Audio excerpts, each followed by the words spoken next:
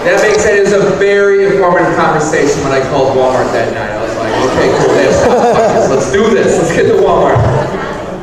All right, this next guy, you reached it, the headliner of the show, the top of the mountain. This guy is the one who runs the show that you'll be going to in October. He is part of a trio called Fort Comedy. He puts on amazing shows all throughout Fort Collins. Please give a big round of applause for my good friend, Mr. David Rodriguez.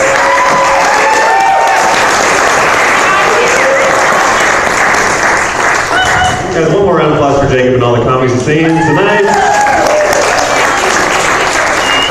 Some great comics, all these big dudes who have fought for their country, and then me. I'm wearing teal corduroys, and I don't go hiking. You know, I don't even do that. I'm not an outdoorsy. I'm not a Colorado person. You know, everybody here is so healthy. Everybody's doing. I can't.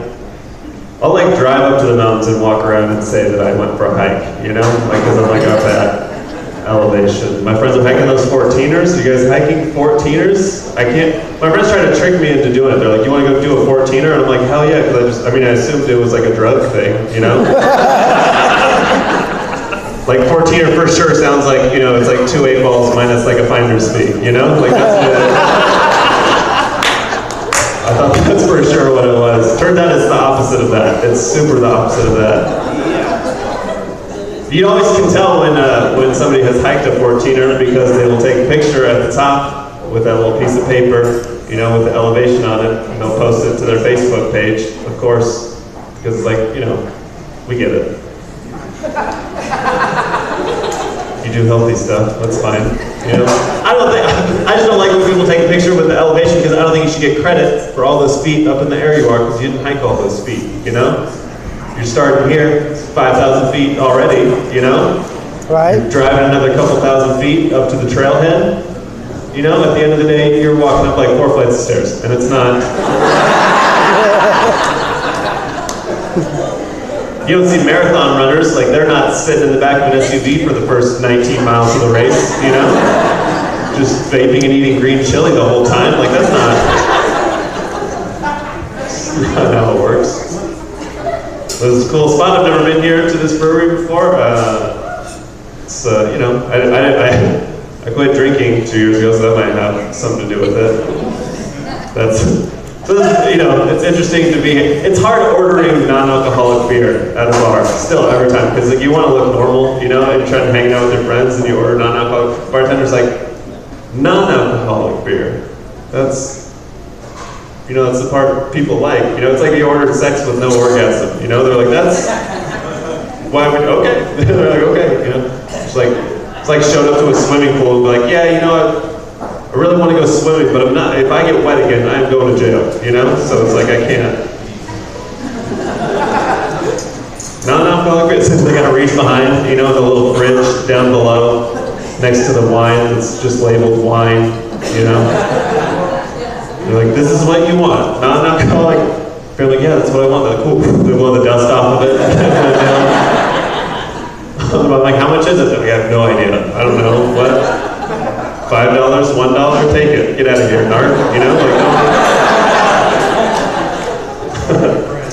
other people at the bar are like, cool, you on some sort of like scavenger hunt, or what's the deal? I'm like, no, this is just my life now, and I have to. One thing they didn't tell me before I quit drinking is like, you know, if you're trying to work on like depression or whatever, you're trying to like get healthier. It's actually more sad to drink non-alcoholic beer than it is to drink a regular, like you could be in a bar, you could watch a dude playing a beer pong tournament with himself, and you're just like, yeah, that dude's killing it. You watch a guy order his second O'Doul's, and you're like, do you need me to call somebody for you? Is everything, okay. Colorado's great, I get to do shows all over the state, lots of cool little towns, you know, like Fort Collins is little. So people think Fort Collins is a small town, like that's not a small town at all. You get up into the mountains. I was doing a show in Salida, Colorado, which is, a couple people know where that is, like 5,000 people. That's a pretty small town. Last week, I did a show in Oak Creek, Colorado. Is anybody, one person kind of nodded. It's a town of 900 people. total population. That's a town that's so small. Like, I got there and found out that the person who booked me on the show was the mayor of the town. And also the bartender at the venue. Like, this is small. Like, they were smoking cigarettes inside in this bar. That's how small the town was. Like, I didn't know you could legally do that anywhere in Colorado. This old guy sitting right up front. Yeah, it's like, I know. I was like, I didn't think you did. This guy's sitting right up front, puffing away on Marlboro, looks up at me and goes, "Who are you gonna tell?"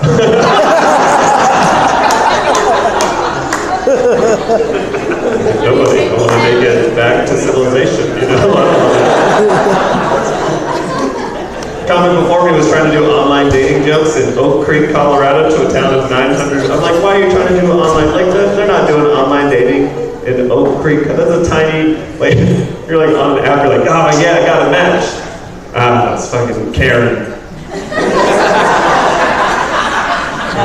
It was like, Karen, I told you to quit, so I was just right there, you know? Like, that's a town that's so small, it's like a cop was just like, where did you get these drugs, son? You're like, I bought them from you 2 days ago, you know?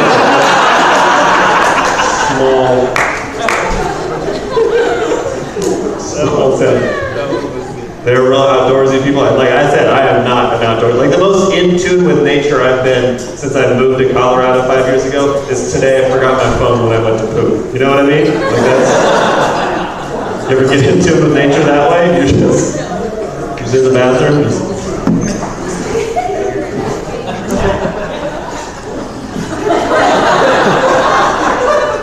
You're seeing spirits? You know, I don't know. Like, what do you do? Tying my sandwiches up on the shower curtain rod because of bears. I didn't do enough camping research for this joke, so I didn't. And my friends they like to smoke weed and go hiking and exercise, which makes no sense. That makes no sense to me. Everybody was like, those two are the opposite things, you know? Like, I don't get it. Like, what are you doing tonight? Oh, you know, I'm just gonna do some shots of whiskey, head on down to the library and just read. You know what I mean? Like, that makes as much sense to me. Weeds and everything. I moved here from Arizona, and all my friends are like, "Is it amazing living in a place with legal weed? Is it just the best living in a place with legal marijuana?" I'm like, yeah, sure. You know, it's great. It's especially great if you love living every day, having crippling trust issues with all baked goods in your life. That's a lot of fun. You guys have friends like that. You know, fool me once, shame on me. Fool me 13 or 14 times, like, this is getting serious. You know, like I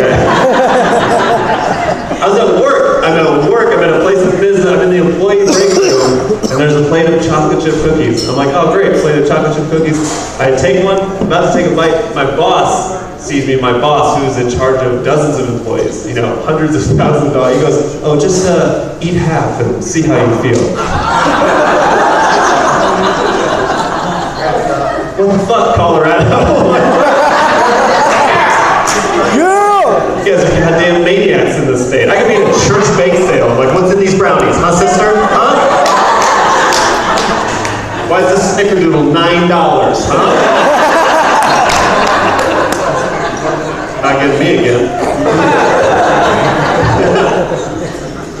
Now, anytime you go anywhere that's not Colorado, everybody asks if you brought in weed. That's always obnoxious. Anytime you take a trip anywhere, like I went to Las Vegas to do some work, and I got on the plane, and my friends, I hadn't seen in like a year, you know, they didn't say hi, hello, nothing. It was just immediately 1 foot off the plane, like, bro, did you bring us some weed? Did you bring us a whole suitcase full of weed, bro? And I had to be like, listen, idiot friends that still live in the desert, even though humans have free will, you know?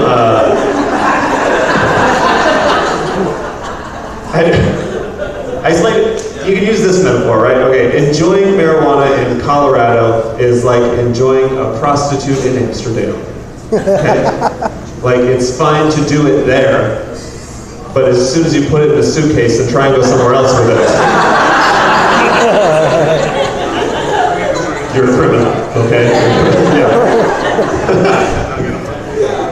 It was great. They actually actually just got legalized weed in Las Vegas like last month, I think it was, and they were like so stoked about it. They love it. So that's all they wanted to talk about. So doing jokes there was super easy. You know, here it's like just part of life, and everybody's, you know, it's just like not even a thing anymore. But there, they were just like so stoked. So I just got to get up on stage and be like, "You guys ever been so high that you tried to lock your front door with your car key remote?"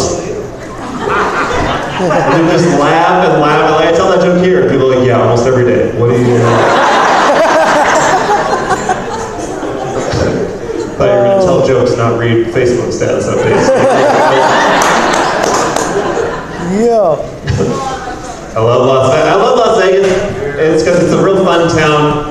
Even if you're not drinking, especially if you're not drinking, you get to just observe, and that's great because you get to see like the hottest people in the whole country. They show up and they make themselves, they doll themselves up as hot as possible, and they go out and you get to see these people on the worst day of their life a lot of times. I think as Americans we can all agree, seeing hot people have a hard time is the most satisfying thing you can see. You know, like like I'm outside a casino. It's like 3 in the morning. Most beautiful girl I've ever seen in my whole life. Just totally drunk, sitting cross-legged on the sidewalk, no shoes, purse sprawled everywhere, mascara running. She's like, "Where's Julie?" That's just what a great moment. You know, like what. But like I'm still, I'm gonna help this girl. I'm just not a monster. You know, like I can still help her out, and I'm like gonna go like help her up and see if she's okay. Another equally hot, equally drunk girl comes walking up. I'm like, oh, perfect, they're part of the same pack or whatever, you know, of hot girls. So I think she's gonna help her out, and like I think she's gonna go like lean to help her up. This hot girl just leans over to this other hot girl and just goes, "Vegas, bitch," and just keeps walking. Just off into the night. That's a good one. Yes. Bad stuff happening to hot girls, great. You know, bad stuff happening to hot dudes, even better. You know, I was in my neighborhood here in Fort Collins. Yesterday morning, I was walking my son to school, and there's a dude jogging through the neighborhood with no shirt on. It's like early, it's like brisk. It's like, dude, there's no reason to not have a shirt on for this, you know? He's just cut and hot and jogging, and I'm like, put it away, you know? Like, that's excessive, you know? Like, before I could even think of what I would like to have happen to this guy, a bird flew into his face.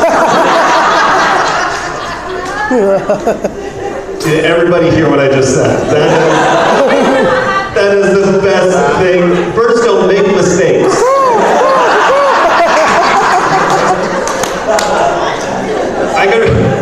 I remember when I was like 10 and Fabio got hit in the face with a bird. Does you guys remember that? Yeah, world-renowned supermodel Fabio went on a roller coaster. Bird flew into his face. And even when I was like 10, I could remember thinking like, this is important. Like this is one for us, you know? Vegas, it's not, you know, it's not all fun. It's a sketchy town. I was leaving one of the casinos and I was walking into the parking garage. And there was a guy, this is the first time this ever happened to me, there was a guy actively breaking into my car, which is a nightmare, especially when you look like that, like, what am I going to do, you know? From out of nowhere, like, I didn't even try to say that, I just went, "Hey, that's my car!" I was like, "Ooh," like you ever surprised, like, I was like, am I brave now, you know? Like, you ever surprised yourself with your own bravery? This guy is breaking into my car and he hears that, he looks up, sizes me up, doesn't even take a second, he just goes, "Shut up." Like he didn't have a gun, he didn't have a knife, he just had his body against my body. It was like, that's more than enough, obviously, you know? Out of instinct, reflex, I just went, "Sorry," I just said sorry. I don't know why, like, I don't know why my brain thought like I was the asshole in that situation, you know? I'm just like, well, he's at work, I'm yelling at him, you know?